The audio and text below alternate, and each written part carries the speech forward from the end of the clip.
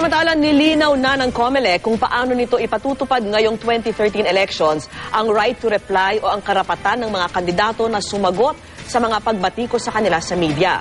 Sumulat na po ang GMA Network sa komisyon upang sabihin magkakaroon ng mga problema sa nasabing probisyon. Saksi si Tina Pangiliban Perez.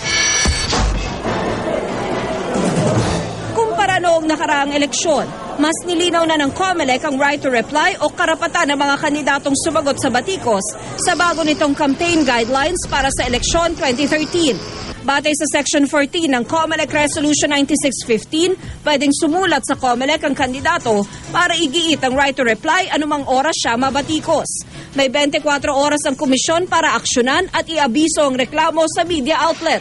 Ang aksyon ng media outlet sa reklamo, kailangang iulat sa COMELEC sa loob din ng isang araw. Ang sagot ng kandidato sa batikos dapat lumabas sa parehong slot sa programa o pahina sa dyaryo kung saan lumabas ang batikos sa kanya. This is something new. Like for instance, aking pinuna ang isang kandidato, aking tinuligsa. And para sa kandidato, that is most unfair. So, pwede kang mag-right to reply doon sa pumupuna o nagtutuligsa sa iyo. Kumbaga, in the interest of due process. All complaints will be forwarded to you for your comment. But not all will be subject to a requirement to give them that. Kada kaso kasi, iba ang trato. Gaya halimbawa, pag ang mismong kandidato ang tumangging magkomento ng kuna ng panig ng media. If let's say, mayroong nagreklamo, and then we find out or we're informed that they were actually given the opportunity to speak and they declined, wala na, tapos na yung istorya. Sumulat na ang GMA Network sa COMELEC para sabihing magkakaproblema raw sa right to reply provision.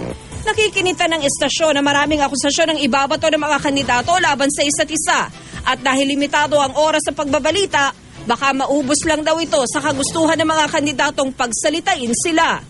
Ang hinihingi ng GMA ay dapat palitan ng COMELEC yung mga rules na illegal or labag sa Constitution or difficult to implement. Mas mabuti na para sa publiko at para sa mga networks na maliwanagan lahat itong mga issues na ito. Kabilang din ang right to reply provision sa mga kinwestiyon din ng kapisanan ng mga broadcaster ng Pilipinas o KBP sa sulat nito sa COMELEC. Ever since, ang posisyon ng KBP sa right of reply naglalabag din sa karapatan natin sa media. Sabi ng COMELEC, pag-aaralan daw nila ang isyong ito. Ako si Tina Pangiliban Perez, ang inyong saksi.